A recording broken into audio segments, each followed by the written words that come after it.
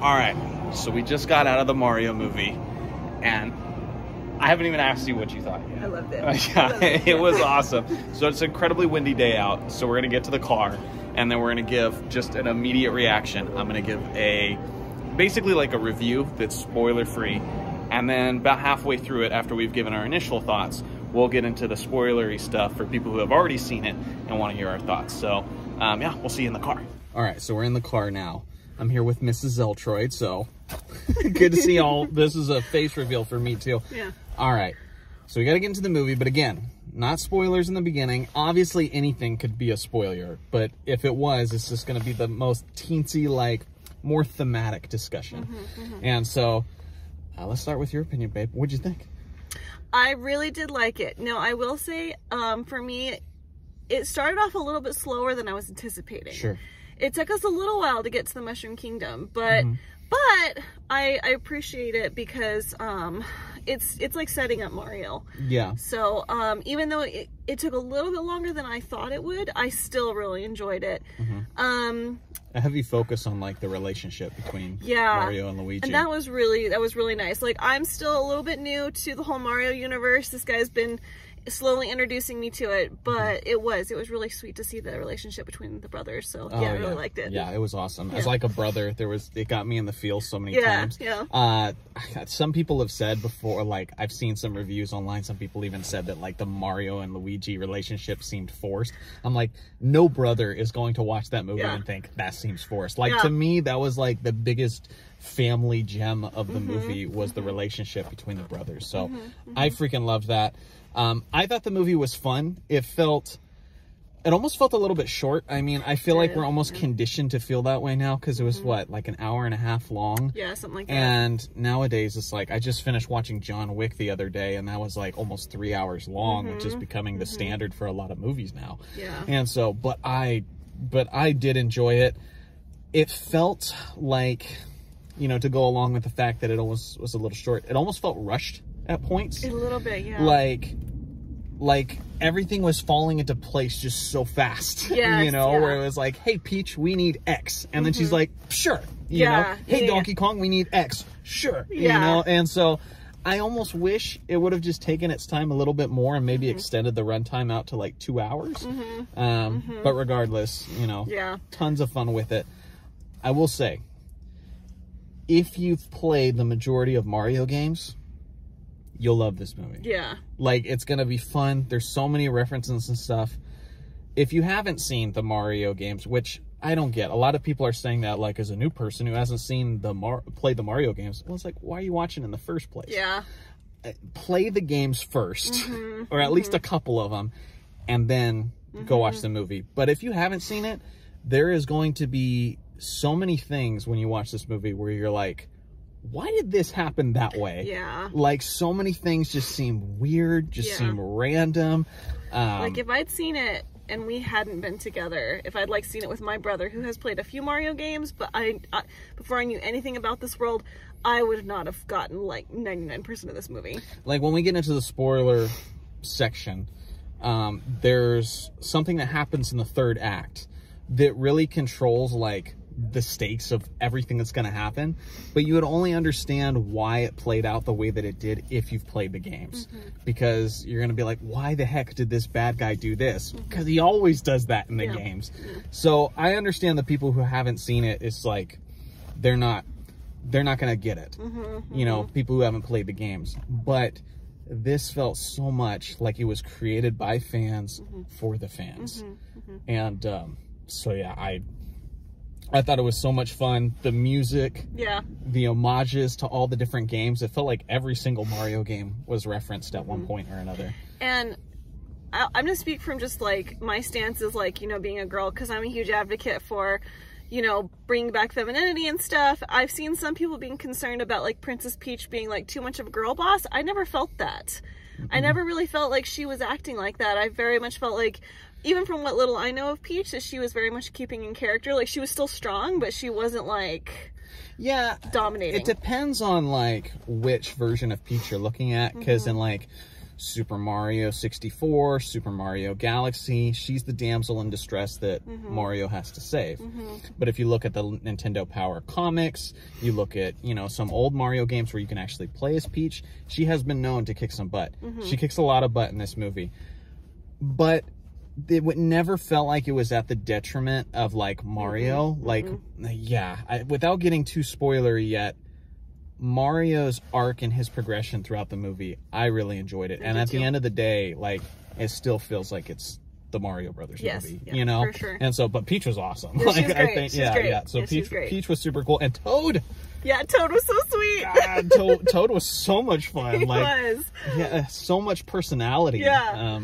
So yeah, I'm excited about that. So anyway, if you've played the games before, the majority of the games, go watch it. I think you're going to like it. We're scheduled to watch it again this evening.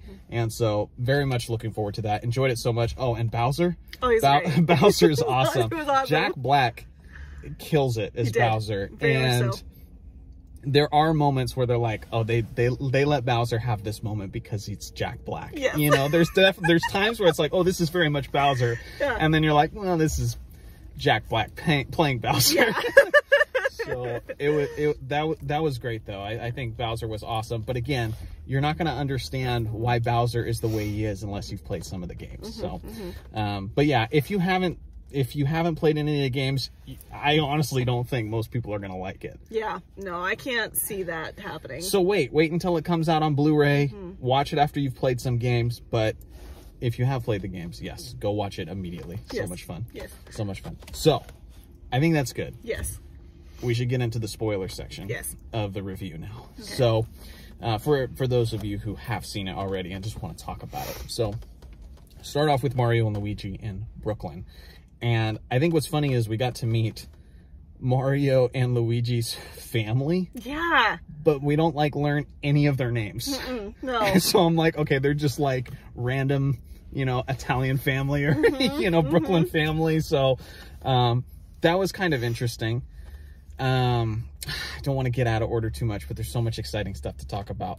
I liked Mario's adaptation to the Mushroom Kingdom. The way Peach kind of teaches him like how it all works, but we kind of avoid the Mary Sue thing with Peach because she was like, hey, at one point, like, I had to learn this just like you did. Yeah. And I loved that. I loved the fact that she was like, hey, I was like you once. Yeah, well, and if Mario came into the Mushroom Kingdom having never been there before, he didn't know what a power-up was or anything, and if he nails that course right out of the gate, that would be kind of weird, you know? For sure. Now, the story of the movie is so simple. It's very simple. And it's kind of what you expected. Like, they're doing their plumbing job. They come across a mysterious pipe. They end up going to the Mushroom Kingdom. Luigi and Mario get split up, and he has to save Mario. Mario has to save Luigi. And along the way, he starts recruiting other people to help him. Yeah. And that's what they end up doing. Yes. Like, it's an incredibly simple story. Yes. So again, if you're looking for Toy Story level of writing, if you want a lot of complexity in the script, that isn't in this. No. It's very straightforward, but I like that. Sometimes I like straightforward. It's like, yeah, we got to save Luigi. It very much reminded me of Mario Galaxies. Sure. Not Galaxies, I'm sorry. What's the one where he plays with the moons instead that you just played? Odyssey. Thank you. Yeah, the latest one. Yes, no, it's okay. Yeah, Super Mario Odyssey. So it was awesome. Saving Luigi was necessary because that was a way we could get Luigi to get that, you know, Luigi's Mansion types of vibes, which, oh my gosh, some of the villains in this movie were so creepy. Yeah, they were. Like Shy Guys. Shy Guys and Dry Bones. Like, they did such a good job of making them terrifying. That one scene where you see the lightning flash and there's just a bunch of Shy Guys right behind Luigi was like, creepy. Oh my gosh, that was nuts. That was. So that was really, really good too. So, and yeah, so into the spoiler territory with Bowser now, when he's just romantically in love with Peach, which feels right along the lines of Mario Galaxy, Mario Odyssey, all these other games. And he has scenes where he's playing the piano and singing out to Peach, peaches, peaches, peaches, peaches. So good. So good. And that was where Jack Black was able to shine as Jack Black, but still be in line of the character of Bowser, who's just this mad, you know, malicious monster, but he's got a soft spot for Peach, and he wants to rule the universe with her. So, so yeah, that was really, really good. I think my favorite part of the movie, though, was the Mario Kart scene. Same. Oh, beyond it. Like, the minute they got us the garage and you hear the music start playing, and then when you, like, do the spinny thing to choose your vehicle. Yeah, they're just like Mario Kart 8 Deluxe, they're picking the wheels, they're picking the cart, and they're picking, you know, the sail. Yeah. Which, you know, how they want to mash it up. Yeah. And they start playing Thunder. Yeah. Like, so good. Yeah. Yeah, so that was awesome. And yeah, they got all the necessary power-ups. The blue shell was sick. Oh my god, cool. It was so good. I loved the blue shell. Yeah. No, for sure. The Mario Kart track, like that whole section was by far my favorite. Yeah. And you know, as it got towards the end of the movie, Luigi and Mario, they get the star power up. You hear the invincibility music theme for the star playing in the background as they are just demolishing everyone, which is the perfect way to cap off the third act. So I love that as well. I don't know what we're leaving out, but yeah, this I think this was a lot of fun. Yeah, they I am sad though we didn't get, but I feel like we didn't get Rosalina. But I feel like the Luma kind of teased. I don't know. Yeah, and I will say I'm a little bit disappointed with. If you guys didn't see, there's a after credit scene. There's actually a couple of them. So there's one that happens early on, which is a humorous one with Bowser, but we don't really learn anything new from that. The one after the credits are completely done is where they're teasing us with Yoshi. So Yoshi showing up. That was Yoshi. Yeah, so we saw a Yoshi stampede at one point in the movie, but that's like all we saw of Yoshi. And then we see the egg cracking a little bit, and then we hear Yoshi's signature, Yoshi, or however you do it. I'm a little bit disappointed. I thought Yoshi should have been in this movie. It doesn't, but is Yoshi going to be in the next Mario movie? Is the next movie going to be a Yoshi movie? It's hard to say what they're doing with that, but I was expecting a tease of like either Wario and Waluigi, you know, like you said, Rosalina or something like that. Yoshi was like, I thought Yoshi would have been in this one. Yeah, to be honest. Definitely felt like the Luma coming out after, like, basically, you know, the movie wrapped up. And, like, I thought he was going to say something about, like, now I need to find Mama or something like that. Like, I was kind of expecting that, and then he didn't. I was like, oh. Yeah. Okay. Which, to be fair, I mean, I know Yoshi's a new character, but Yoshi's been in the universe much longer. It does, yeah. Like, now that you mention that, it does seem odd that Yoshi wasn't in it, apart from that, like, what was it, 2 seconds of screen time. So yeah, so I can't speak to like the Mario universe at all, but yeah, that very last post credit scene, it seemed a little lackluster. Yeah. So again, I don't know if that's Yoshi's in the next movie.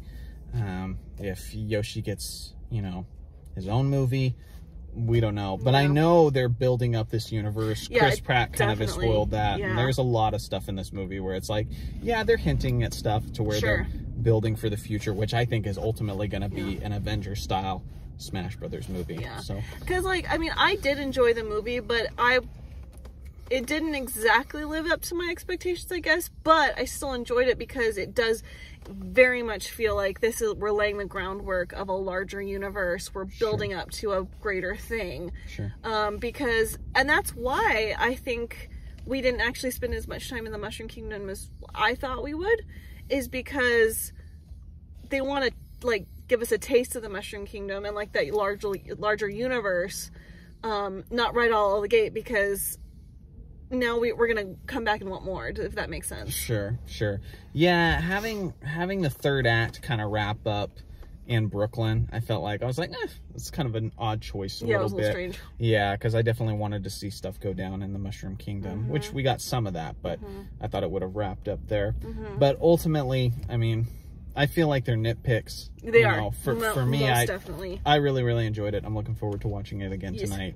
And yeah, again, as somebody who loves the games, it's probably you have played a third of the Mario games that I've played. Yeah. You know, Mario Party, you've played Galaxy, you've seen me play Odyssey, we've played Golf, we've played, you know, Mario Kart, but there's so many games referenced in this, and finding all the Easter eggs, like if you wanted to make a YouTube video that was like all the Easter eggs, all the nods to different Mario games, it'd be like 3 hours long explaining everything. It was intense. So, but yeah, definitely recommend it. Yes. I would say it mostly, you know, lived up to my expectations. I think the only area I was disappointed was I was like, oh, we're teasing Yoshi? Yeah. Yeah, I was hoping we were teasing something more for like a sequel, but if they give Yoshi its own movie, that'd be crazy. Yeah, so that'd be, we'll see.